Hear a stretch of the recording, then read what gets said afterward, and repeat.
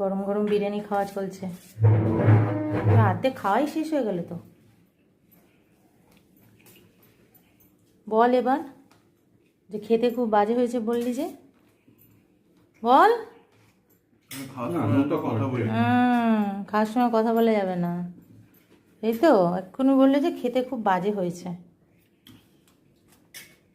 তুমি একটা কিছু বলো, খেতে খারাপ না বাজে হয়েছে? ঠিক আছে বলেছো, কিন্তু লাল লাল লাগছে কেন এত? এখানে হলুদ হলুদ আর ওখানে দেখো লাল লাল। তোমাকে কি একটা সাদা দেবো? সাদা দেখে একটু দেবো? না না, তো লাল লাল লাল লাল লাগছে, ড্রাই ড্রাই।